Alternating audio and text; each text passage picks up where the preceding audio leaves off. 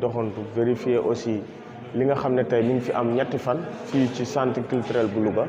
te yàlla dogal aussi mu jaar ci partenariat bu conseil départemental bu Louga am ak APIX surtout si sunu service boobu ñuy wax maison de développement local muy MDL lëkkaloog APIX pour indi fi tey li ñuy wax guichet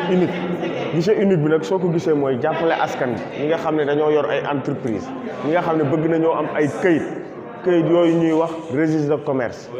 ku nekk xam ne registre de commerce moom moo lay permettre nga mën a liggéey NINEA mooy ñu mën la reconnaître état mën la reconnaître nga am numéro boo xam ne daf lay permettre nga liggéey carte export import nga xam ne tey boo bëggoon a tukki dem jëndi ay yeneeni bagage ñëw liggéey loolu dana la ko yombal loolu nag APIX dafa ñëw tey jii pour dimbali ndaw yi jeunes yeeg ñëpp ñi nga xam ne am nañu entreprise fii ci région de Louga ñu mën a def lu ñuy wax formalisation maanaam ñu mën a def formalisation maanaam formaliser seen i entreprise loolu tey moom moo fi xew fii ci centre culturel donc ma ñëwoon fi tey di doxantuwaat di xool liggéey boobu fan la toll. waaw kontaan rek parce que démb ci ouverture bi ma représenté président conseil départemental Mbéri Sylla wax naa ko nee naa entreprise lu am solo la entreprise moom mooy développer dëkk entreprise moom mooy développer réew donc képp ku amul entreprise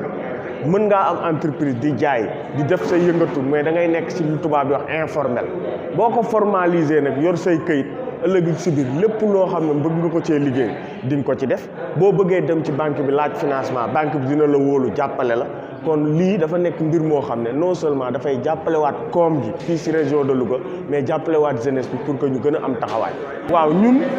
loolu dañ cee jëkk a xalaat bi ñu ci jëkk a xalaat mooy dañoo lancé woon ce qu'on appelle le fonds départemental de développement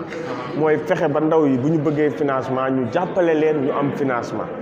defal leen ay formation de renforcement de capacité. tey lii nu def nii bokk na ci benn pas boo xam ne am na solo mooy fexe ba nga xam ne ndaw yi dañuy am këyit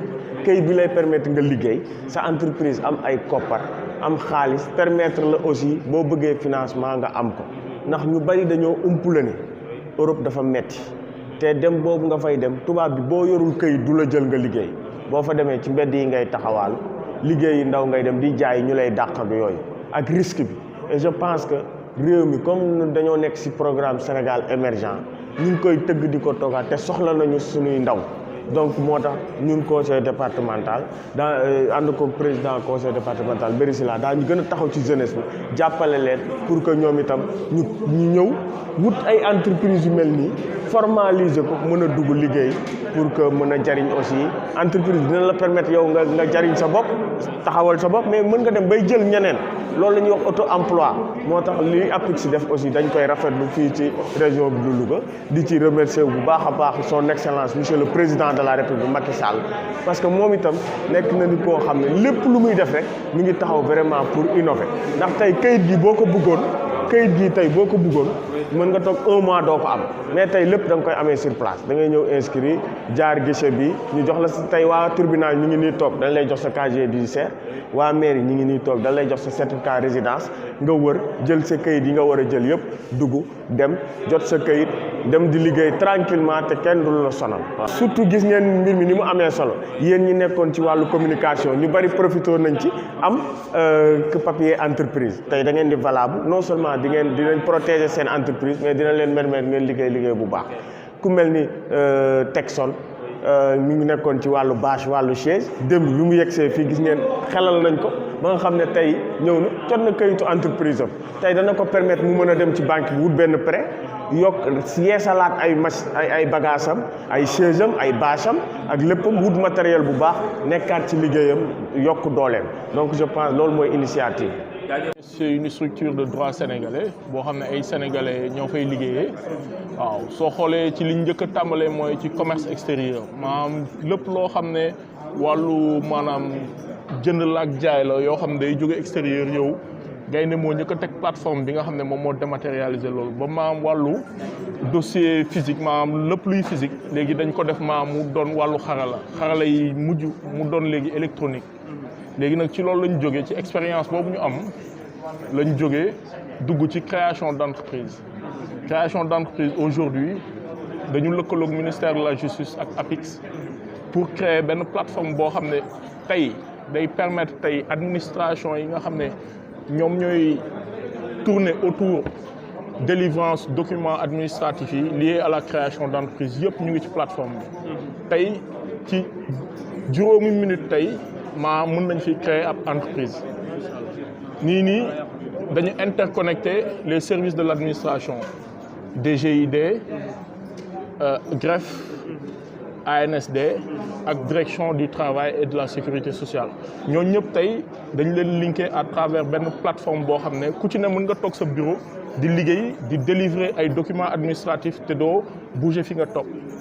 tey yow mi nga xam ne da nga bëgg entreprise tey mën nga ñëw fii ci guichet unique bi en un laps de temps ñu créer la sa entreprise jox la ko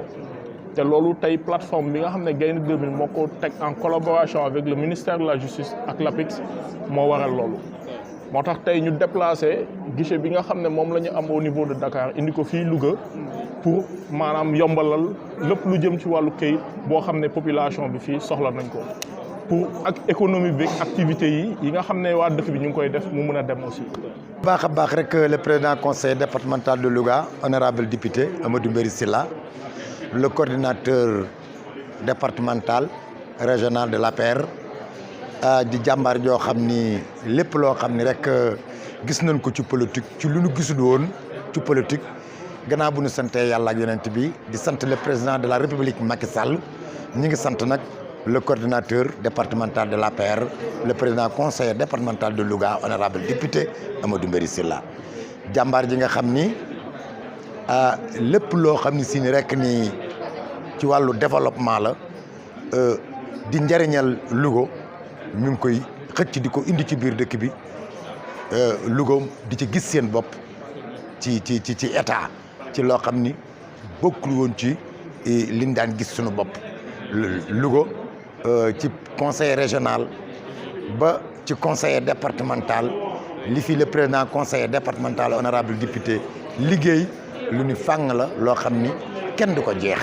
lu ci ne mën nga cee teg sa loxo ci wàllu développement ci wàllu ndox ci wàllu courant ci wàllu matériel agricole ci wàllu case de santé ci wàllu poste de santé ci biir commune bi ak ci département bi lim fi liggéey bari na te lenn lu ci nekk mën nañ ci teg suñu loxo ni lii le président conseiller départemental moo ko fi liggéey ci ayub le président de la république Macky Sall. dégg nga lu ko vice président wax a sànq Badara. yombal bi nga xam ne yombal na ko xam ne bu daan déposé kayit mën ngaa jafe loolu pour nga jot si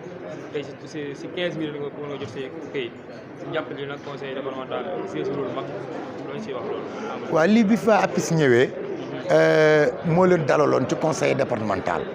tàmbali woon ak ñoom waxtaan wi waaye booba sax dafa woon ni dana gaawee nii ni mu gaawee nga xam ni vraiment Louga gépp commune ak département tey toute la jeunesse dégg nga maam gis nañ ci seen bopp ci wàllu wu ne nag ci wàllu liggéey bu ne